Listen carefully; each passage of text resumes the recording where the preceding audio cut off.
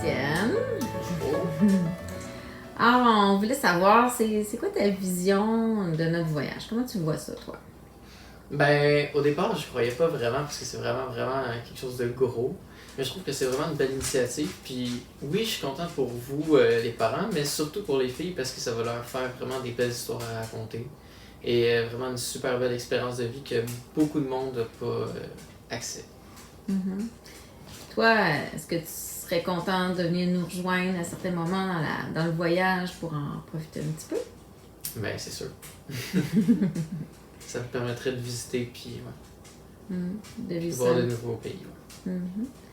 Puis, est-ce que tu penses que, ben, c'est par rapport justement à tes sœurs, tout ça, le fait qu'elles soient loin, comment tu vas vivre ça, que la famille soit loin comme ça pour toi? Ben, c'est sûr, ça va être dur, mais j'imagine que si je viens vous voir, ça va pas être si pire que ça. Ça va développer mon autonomie. OK.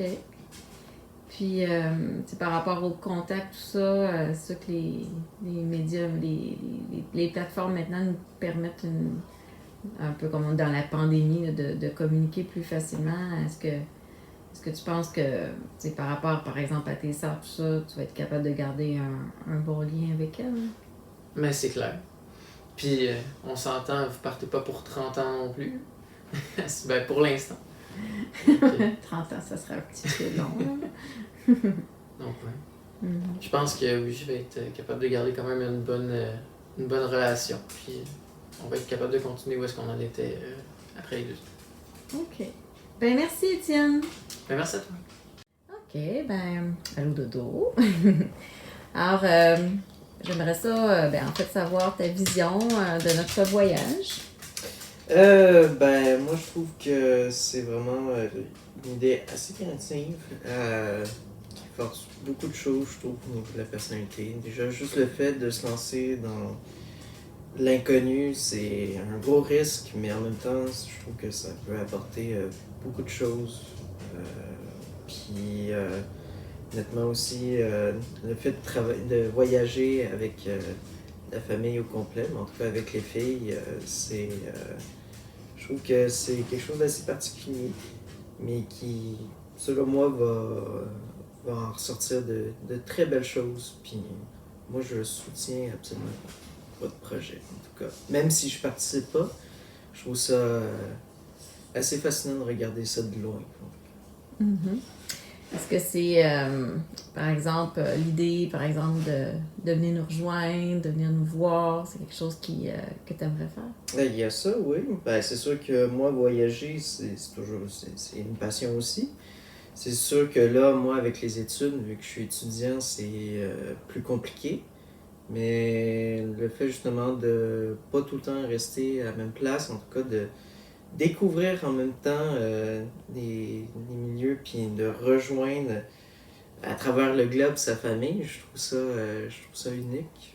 Donc, oui, c'est clairement quelque chose qui m'intéresse. Super. Puis toi, Dodo, le fait que tes parents soient loin comme ça, ta famille, ben, tes sœurs soient loin de toi comme ça, comment tu vois ça? Comment tu vis ça? Euh, pour l'instant, c'est difficile à dire, mais je dirais que c'est sûr qu'à mon avis, les premiers mois, ça va être quelque chose. Parce que cette maison-là, ça fait plus de 10 ans qu'on y est. Il y a tellement eu d'histoires, justement, avec déjà juste le salon. Ça a été toute une aventure faire ça. Puis, fait que le fait que la famille parte, c'est sûr que ça va faire un méchant coup. Euh, mais en même temps, justement, je pense que le plus important, c'est justement de rester en contact. Mais puis je pense qu'avec le temps, ça va devenir, selon moi, une habitude.